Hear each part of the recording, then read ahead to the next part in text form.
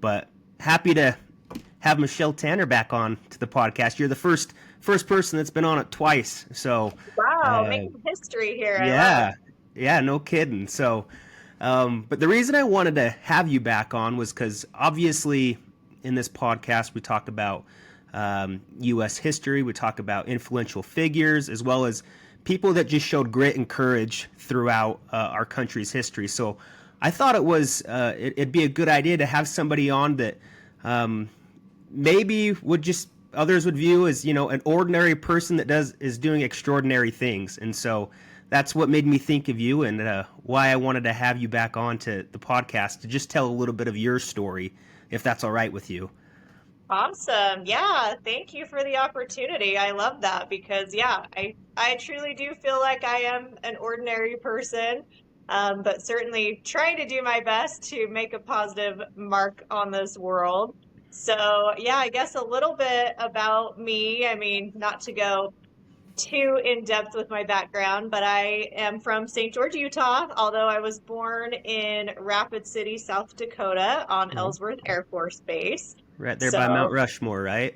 Yep, exactly. Okay. My dad was in the Air Force, but then my roots are really here in southern Utah. My ancestors helped settle this area. Both my parents went to high school in southern Utah. So we moved back to St. George when I was just 5-6 years old.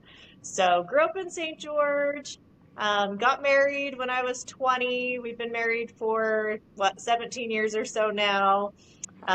3 kids, and my day job is I am a family nurse practitioner, and I did that. I actually worked in the emergency department for about 10 years, and then also had, and still have to this day, a medical clinic, a med spa / alternative medicine clinic that I have here in St. George as well. And so really my entrance into politics, because now I am also on the St. George City Council, just rounding out my first term actually right now. So up for re-election, right? Up for re-election, yes. Awesome. So currently running for a second term right now. And so my entrance into politics, because, at the time, that would have been 2020 when I was kind of gearing up to run for election. That was not in my sight at all. No plans, no political aspirations. But that really all changed for me in 2020 when I was pregnant at the time. I was working in the emergency department, and along comes COVID that initially we did not know a lot about. However, I say this a lot. I say, I'm really not good at a lot of things, but there is one thing that I'm really good at, and that is spotting BS really quickly. And having kind of that good quality to have. Right? I know. That's what I tell people. I'm like, if you want anything in your representatives, you want them to be able to spot the BS really quickly, because we are constantly being fed with information that we have to filter through. And so being, in the emergency department and frontline healthcare provider, I thought I've got to be doing all this research. And it didn't take long to realize that while there was a virus making people sick, the overall handling of that and reaction was not about a virus. And as a freedom-loving American, my mama bear came out when they started with the unconstitutional mandates, trying to force masks on children, trying to force experimental shots into all of us in order to provide for our families. It was outrageous to me that we were witnessing that not only here in America, but especially in Utah, of all Washington County, Utah. Washington County, the most conservative county in the entire nation, which, granted, we stayed open for the most part. We were a lot better off than a lot of other places, which is why a lot of people flocked here. But we were not immune from that mask mandate for almost an entire year, in fact, an entire school year. And I really had to make a conscious decision at that point in time, because I knew that what was happening was wrong. I knew that it was not popular to speak out and let everybody else know that it was wrong. But I felt a deep commitment at that point that I was going to fear God more than man. Come what may, even some of my own family members were very hesitant for me to say anything publicly simply against mandates because they Yeah. said, do we want to lose business? Do you want to lose your job in the emergency department? I was really respected at that point in time, had always been told by my employer that I'm one of the best nurse practitioners they've ever had.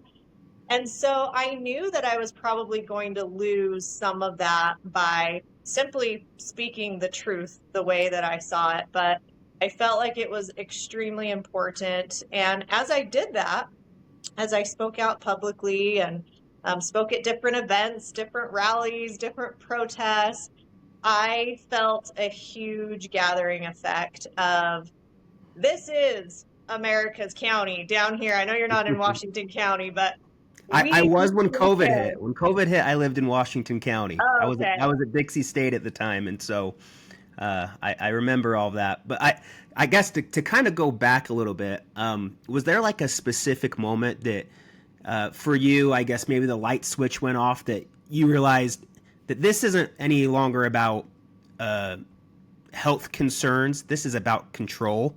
Was there a specific moment where that happened for you? Yeah, I was already very skeptical because I was seeing early on like March, April, May, a lot of the propaganda that was being put out. I mean, at the time, we were so slow in the emergency department that I was getting called off my shifts. I was barely working. And again, being pregnant too, I didn't really know what to expect, if I should be concerned about this, but still I was being called off anyway. Yet I would see news headlines that the hospitals are overflowing. And I Mm-hmm. just thought, why are they trying to scare people? Like, what's with the scare tactics, right? And so that was initially a huge red flag for me. And then what was my tipping point was I had already done a ton of research into masks and whether they're effective or not. And I mean, I can't even tell you how many studies that I read, which of course we had zero studies at the time in regard to COVID. Although we did shortly into the school year have some pretty good studies from Sweden, which I'll touch on a little bit. But at that time, even from past studies with flu and other things, respiratory viruses that masks have been studied on, they simply aren't effective, especially not a cloth mask. Mm. Unless it's a properly fitted N95 mask, there's just not a whole lot of merit to generalized mask wearing. And so when the mandate came on our school kids to mask our K through 12 students that school year, that for me was the tipping point of absolutely not is this the America that I am going to allow my children to grow up in, where they're forced to wear a stupid piece of cloth over their Yeah. face. There's not even the scientific evidence to back it up. I was calling all the doctors I respect and saying, help me see this. Like, what am I missing here? Because I don't understand why they would mandate this. And not one of them could give me a valid reason. One of them said, well, we just need to be okay with a culture shift. No. We don't need a culture shift. This is No. America. We believe in freedom, not masking but people by force, right? So Right. in fact, that was the first time that I really came out publicly. I put out a post on social media that said, enough with the BS. Masking healthy elementary children is not the answer. And, I just kind of went on about my opinion on mandates. And that post ended up going viral overnight. I woke up to several thousand shares and views, and I thought, well, here we go. This is Yep. this No is it. turning back now. And sure enough, I got reported to the hospital. Got a call from the medical director concerned about my post, and I said the same thing to him. I said, show me some studies that says we should be doing this. There weren't any, They but there was couldn't. a study in Sweden with 2 to 3 million kids studied during COVID without masks, in-person education, 0 deaths from COVID, no increase in teacher transmission. So we actually did have that data to show it's probably just fine to send kids to school without a mask. So what, in your opinion, I guess, what would be the driving factor for them for, I guess I guess what's the agency that's over the The health of the, CDC. yeah. What's the reason why they would want to push this? Why would they want to, I guess, control people in that way, in your opinion? I mean, what would be the driving force or factor behind that? Yeah, there's a combination, I believe, between incompetence and there is an element of sinister need for control as well. I believe in that as well, that power and control. And so, but I do think a lot of it comes down to people in these key positions, these key roles, who simply are incompetent, who are making these decisions because it's what they're being told to do. It's kind of this trickle down effect of there's a few kind of sinister people at the top pulling the strings, and then you get these other people, little Eichmann type mentality of, oh, we're just following orders. Yeah, like 6 feet apart. Where did that come from? They were sitting in a meeting and basically pulled it out of a hat. Well, maybe 10 feet's too far. Maybe 4 feet's too, yeah, let's go with 6. Let's go with 6 feet. And that became this magic number. In fact, I bring that up even today in meetings sometimes when we're discussing different policies and it feels like it's kind of arbitrary, the decisions we're making. I'm like, oh, like 6 feet apart, like that's where we're at. We're just going to come up with these arbitrary numbers. Like we Yeah. have to have a specific reason why we're coming up with a policy, right? Right. So you said before this you didn't have any kind of political aspirations. Did you, I guess, were you somebody that still followed politics kind of heavily? You had an interest in it, or was it like this was just completely new to you? Some of both. So I've always been very passionate about patriotism, and the Constitution has always been something very important to me. In fact, I think I had taken a class or two on the Constitution even Mm, before that time. I had taken a political science class in college just as an elective because it was interesting to me, yeah. but certainly no aspiration of getting involved in necessarily running for anything myself. And I would say I was like a lot of Americans at that point in time where I was really focused on my family and my day to day, running my business, earning an income to provide for my family, not even thinking about what's going on at my municipal government level, right? Right. Oftentimes we get so sidetracked with what's going on at the federal level, which I would say I was following that probably more closely at that time. But COVID, the silver lining of that point in time is I think it woke a lot of ordinary Americans up like myself, just that spirit of liberty, of realizing that not only do we have to pay attention to the federal level and the state level, but really the most important is our own backyards and securing our own Yeah. neighborhoods and communities. Yeah. I totally agree with you. But so at this point, your bosses they call you up because they're concerned about your post on social media. So then did they advise you or ask you to take it down or to stop speaking out about it? So they did acknowledge that, we've recognized that you have your free speech, but we do have a social media policy that, basically they asked that I scrubbed my social media of any identifying factors that I had ever had on there that showed that I worked at that hospital. So, Sure. it's not uncommon when you work in that setting to have group photos and you're all wearing your badge and your scrubs, on holidays, say if you work a holiday. So I did. I went through and I scrubbed any picture that had me with a badge or actually there at the hospital, but I did not take it down. The post is Yeah. still up to this day. So, yep, it was an interesting time for sure. Absolutely. So at this point, this is where I'm guessing it starts to cross your mind. Maybe I should enter the political arena of local politics here. What, I guess, what went into that decision? Yeah, so I had already been just through my social media posts and some of those kind of going more viral. I had had some speaking opportunities where people had asked me to come speak in front of different groups. And so that led to more people in the community getting to know who I am. And so I had several people actually approach me of, hey, we've got a city council race coming up in a few months. Would you consider it? And, at first I wasn't too interested, but the more I thought about it and the more frustrated I was with what was going on and just the lack of accountability at all levels of government, there was hardly anyone who was at least a voice at that time in political office saying, this is wrong, what's going Mm-hmm. on here, right? Everyone was too afraid to really take a stance publicly.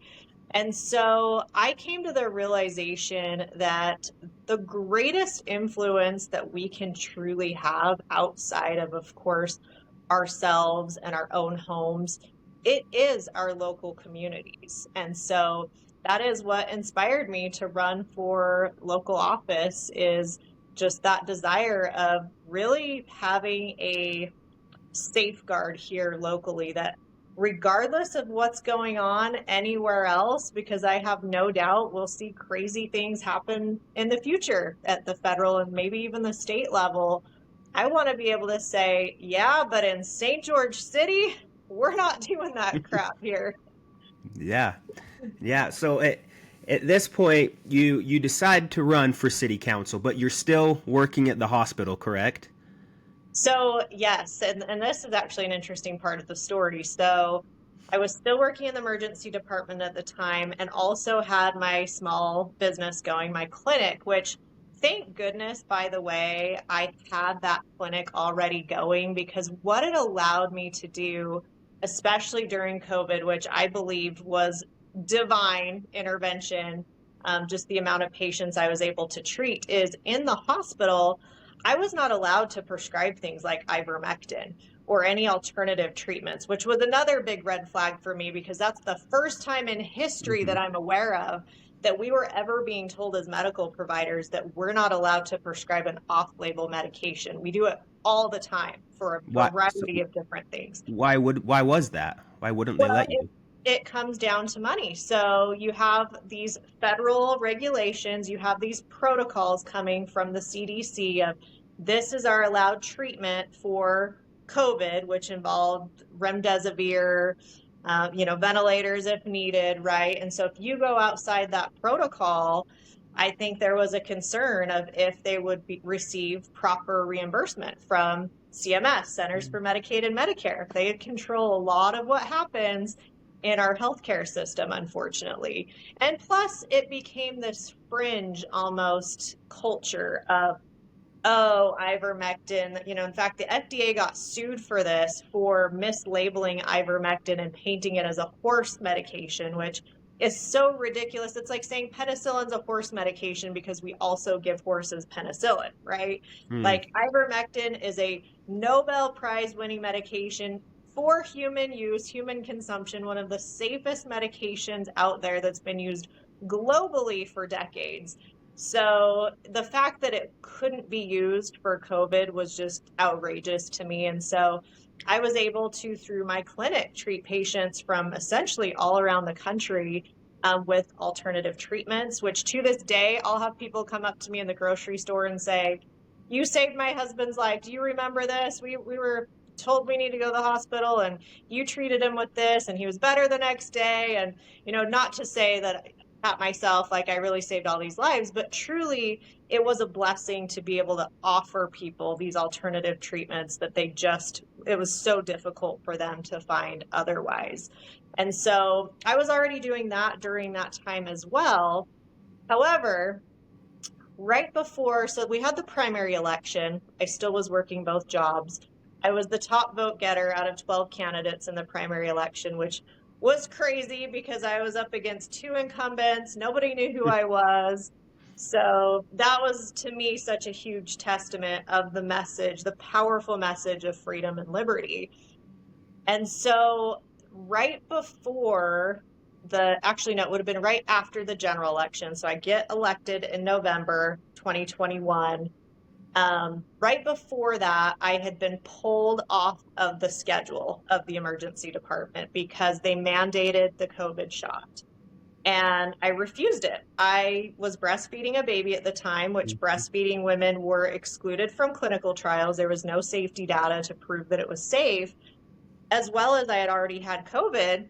And there were some studies at the time showing that there were some increased risks with getting the shot if you had already had COVID. So I said, absolutely not. Like it doesn't make any sense in my scenario for me to get this. And so because I refused, I was immediately taken off the schedule, not allowed to work. I don't know if you recall, but the Supreme Court weighed in, or the Federal Appeals Court weighed in, and did say that it was unconstitutional to force it. And Yep. so they pulled that mandate. And so when they pulled the mandate, I reached back out to my employer and said, great, put me back on the schedule.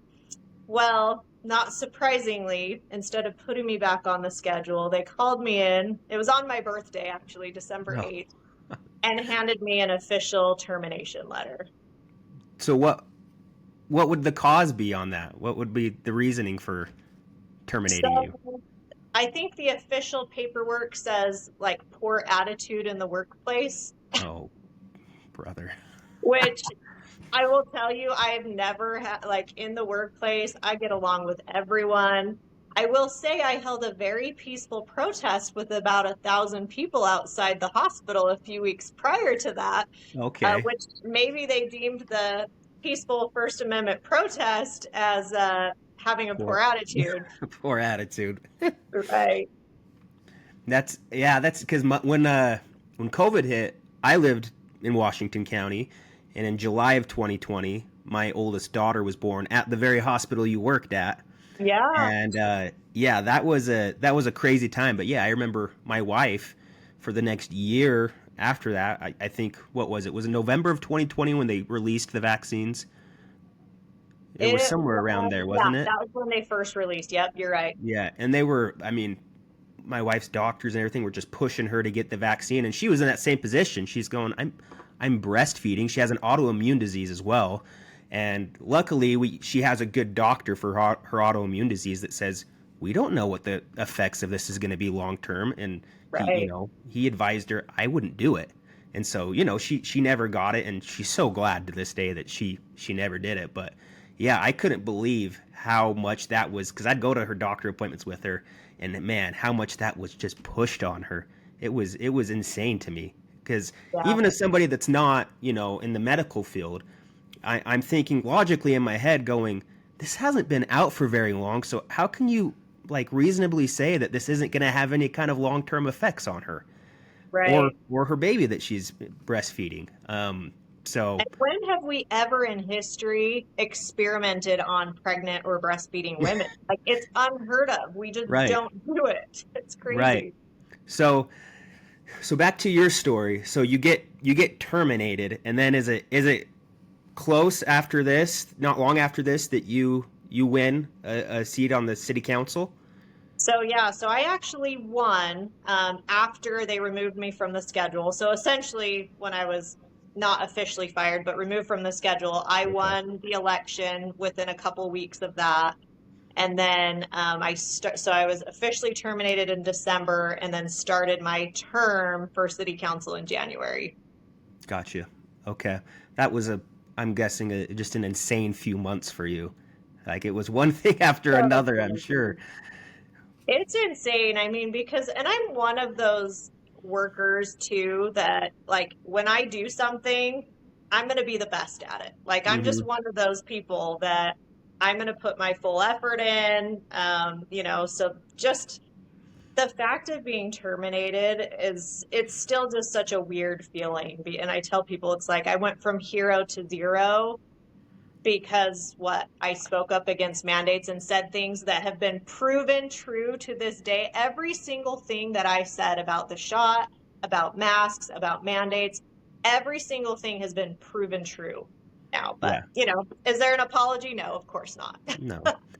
And I guess a question I'd have too about this time, once you do start speaking up, were you getting, I'm guessing a ton of criticism towards you? I guess, were you getting stuff in your DMs and all these different things of people just criticizing you and maybe saying some nasty things towards you? Oh, absolutely. I couldn't have asked for a better preparation to politics, honestly, because I had so much hate spewed at me for being a medical professional that would dare speak against the mainstream narrative. I mean, I remember that first post actually about being against mask mandates on kids. I had doctors, like all these doctors from California, jumping on my post and just going on about how I need to lose my medical license. And I'm convinced it was one of them who probably reported me to the hospital here. Mm, But oh yeah, my DMs were full with all the ways I need to die and I need to get COVID and die. My family members, my kids need to get COVID and die. Like just the amount of hate that was, even people who like I knew personally and that I just never in a million years would have thought that they would be wishing me dead, just because I think yeah. that we should have a choice whether we put a mask on our kid or not, right? It Right. was really an insane that time to witness human behavior and how fear can so easily control people. Yeah. It makes me think of that quote by Ronald Reagan: "Freedom is only one generation away from extinction." And COVID, I think I hope in my lifetime that's the only example uh, of us not just losing freedoms, but just giving it up too. I mean, I'm the people that were messaging you and your DMs and everything. That was really kind of the message.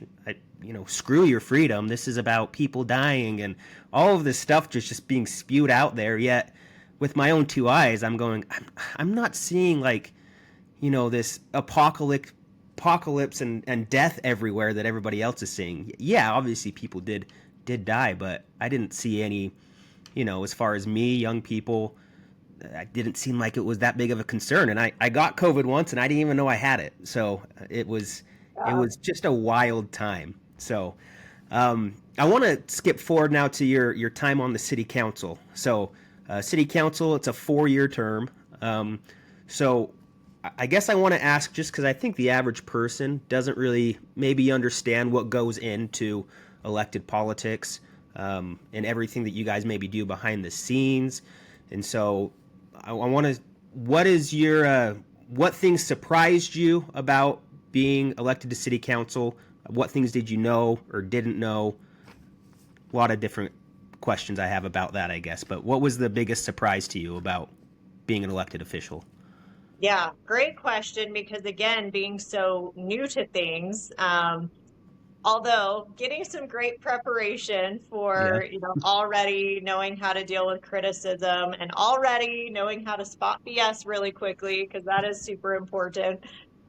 When I first got in, actually, I remember one of the first budget meetings I sat in, and I was sitting there, and, city staff is up there with their beautiful presentation of why we need to raise property taxes. And it's no big deal because it's just the cost of a cup of coffee every month for the average person.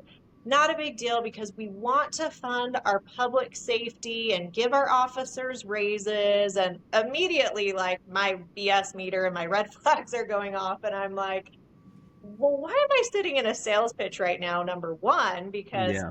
the power should be derived from we the people. We elect representatives. Like, shouldn't we as representatives be the ones talking here of how we want to see the budget? And, we don't want to raise taxes. Like, why aren't we prioritizing public safety as line item number one? And then if there's some lower priority items that we need to talk about, well, let's do. But certainly we're not going to like hang our men and women in uniform on, we're not going to give you a raise unless we raise people's taxes. That's insanity.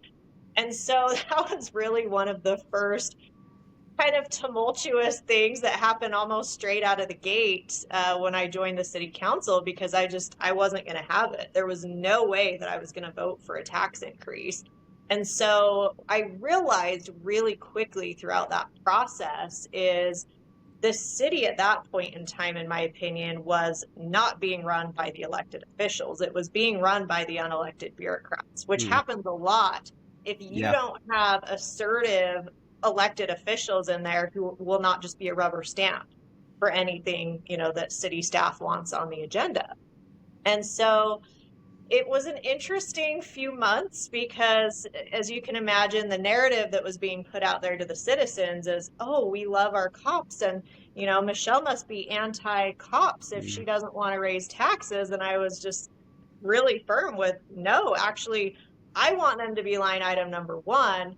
And we're not going to raise taxes. We're going to find it from somewhere else in this budget. And so the first vote we had on that, I was the only council member to vote against raising taxes.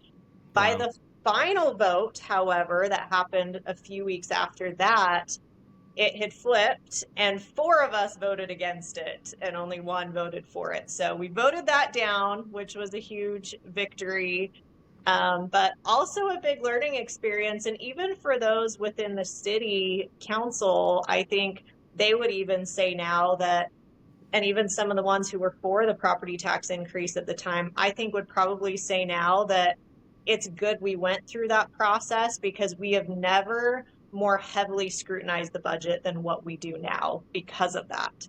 Yeah. That's another question that I had is so you were the only one that voted against a tax increase. How does that play out maybe behind the scenes where suddenly you have, did you say four of you council members ended up voting against it? Because obviously with my line of work, I deal with city governments all the time. And there's so many times that we go into a meeting and we have an idea of how this is going to go based off our conversations with city staff or even some of the elected officials in the city government. And sometimes we get completely blindsided. Things just suddenly happen in the meeting and get brought up and we're like, whoa, what direction is this going? So how does that play out behind the scenes? That's always something I'm curious about, to where, you have that big of a shift where people come around to a different perspective. Yeah, it's a combination. One thing that I have learned a lot over these last 4 years is the importance of relationships, strong relationships, and trust, even with those who we maybe don't vote the same way all the time, maybe we Mm-hmm. don't ideologically align all the time, but you have to have that mutual respect and trust if you're going to be able to work efficiently together. And if I'm ever going to have anyone come my way and vote how I think they should vote, right? Like there Right. has to be that working relationship that I've learned a lot over the last 4 years to foster and have better relationships now than what I did initially. So certainly that's part of it, but also public pressure. There is a real influence when Yeah. elected officials are feeling the public pressure. And with the tax increase, for instance, enough people showed up because I mean, I don't know for sure, but if nobody showed up to speak against the tax increase, I very easily could potentially have still been the only one voting against it. I don't know Mhm. for sure. Like, I'm glad the other council members came that way.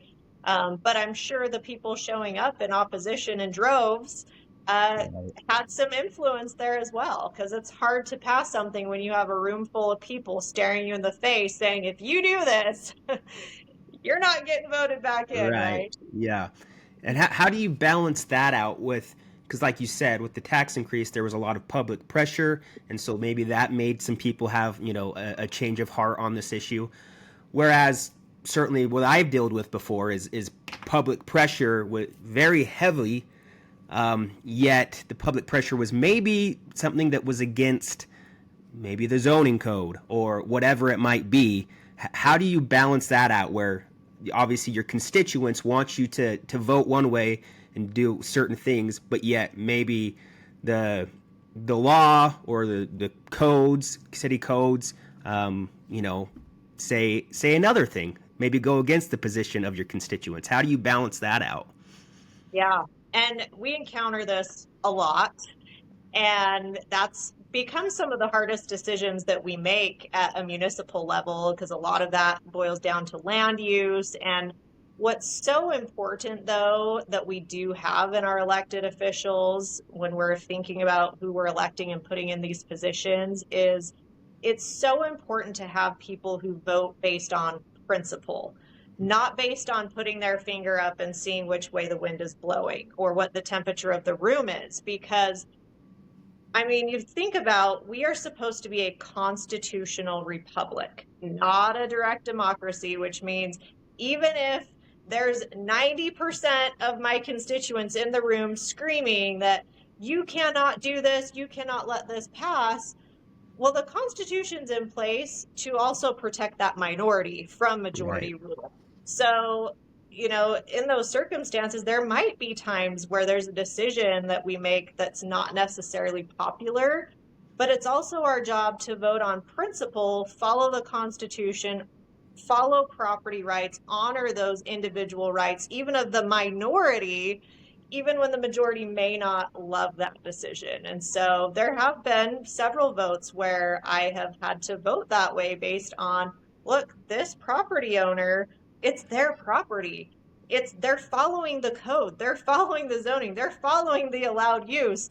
Maybe the neighborhood doesn't necessarily love what they're doing, but my job is to follow the law and the Constitution. And so I vote very consistently that way. But there is sometimes pressure where not everybody does necessarily follow that same, strict principles in the way they vote, and sometimes do cave to some public pressure. Right. And I can understand that too, because a lot of times they, at least if I'm in your shoes, that position of being in that council seat, I can see it being like, if I go this way, I could very well not get reelected.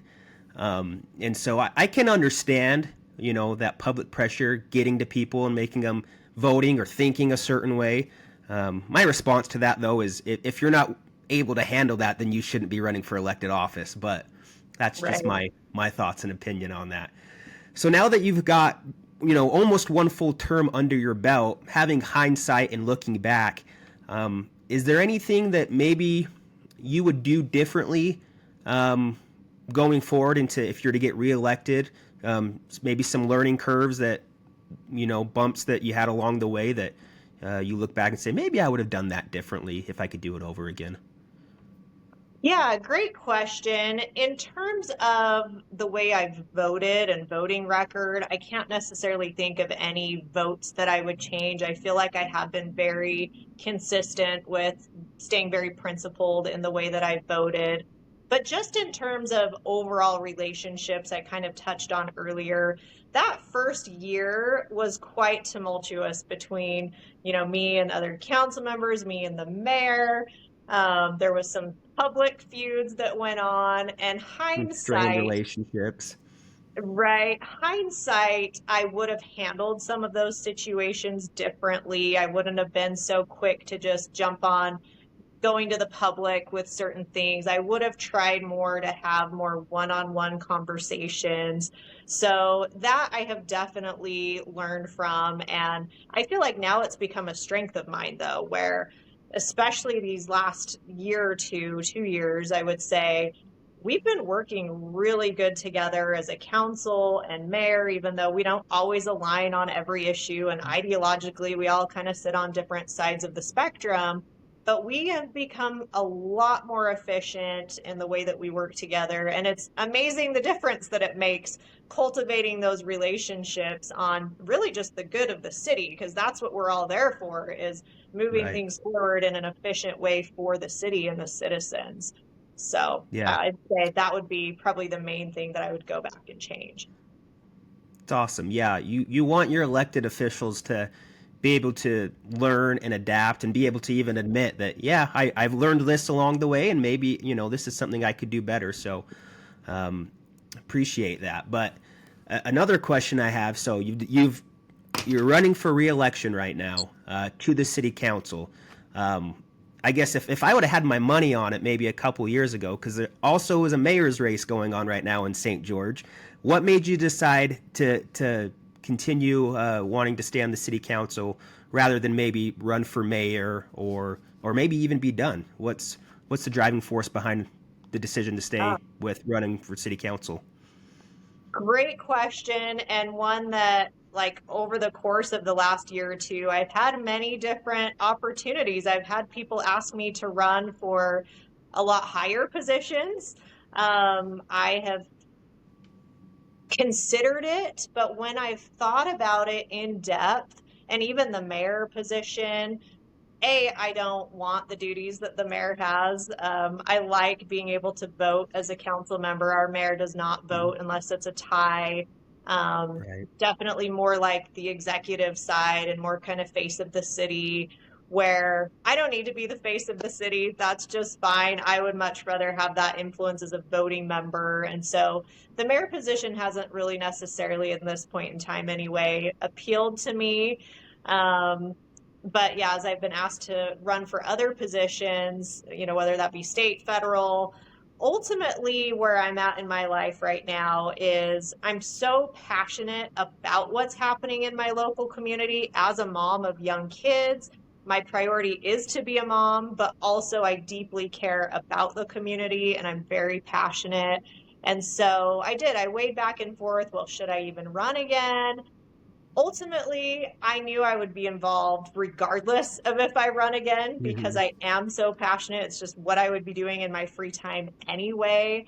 And it worries me of knowing some of the influence that I have been able to have these last 4 years and being a voice sometimes, and sometimes the first voice in the room, sometimes the only voice in the room speaking up and saying, hey, I don't think we should do that, or hey, is that the proper role of government? And it doesn't always go my way, but sometimes it does. And I think, man, if I wouldn't be in those rooms, I don't trust necessarily anyone else at this point to be that voice that Yeah. we've made such progress. Like, just take the budget. I'll give this quick example. I went back and looked at about the last 15 years of budgets, and year after year, the budget was increasing by a minimum of 10% all the way up to 38% year after year. So when I got in, and Natalie Larson got in at the same time as me, the budget that first year we went through that taxation process where we shot down the tax increase. So that year's budget increased by 3%. The next year's budget increased by 1%. This year was less than 1%. So are we perfect? No, but you look at that trajectory that I don't believe would be there likely if I wasn't the voice in the room really drawing attention and scrutinizing the budget. So I want that voice to be in the room. And right now Yeah. I feel like I'm the best person to be that voice. And it makes sense for where I'm at in my life as a mom and wife too. Yeah. That's awesome. To wrap up here, I wanted to ask you, what would your message be to people that are fearful to stand up for what they believe because they think the repercussions are too great to overcome, whether it be financially or socially, those repercussions. What would you say to people that have that fear to stand up like you did? So, number one, fear God more than man, and you cannot go wrong.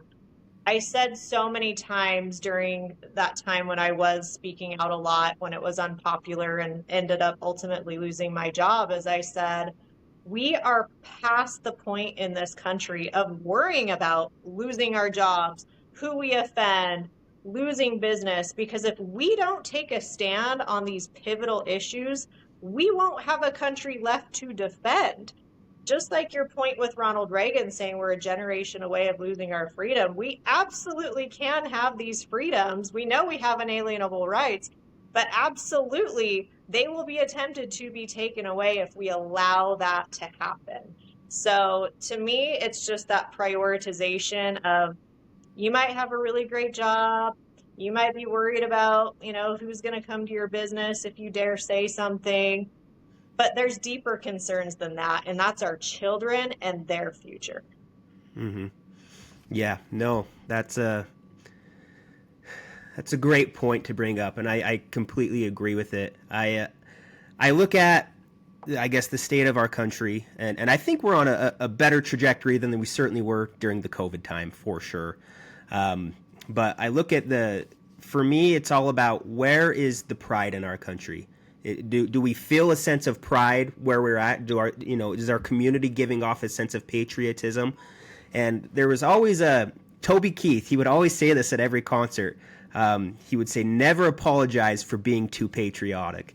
And that's something that with your story, that just that's what makes me think of, being standing up for your God-given liberties, standing up for your rights, and being patriotic and loving your country.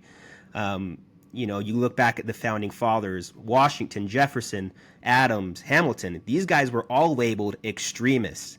And you know what? If you're labeled an extremist, you're probably in good company. So, and at that time, and even to this day, you're probably still labeled as that, I would imagine, as an extremist and have all of these names thrown at you. But if you stand up and you fear God more than man and you love your country, then I don't think you have anything to apologize for.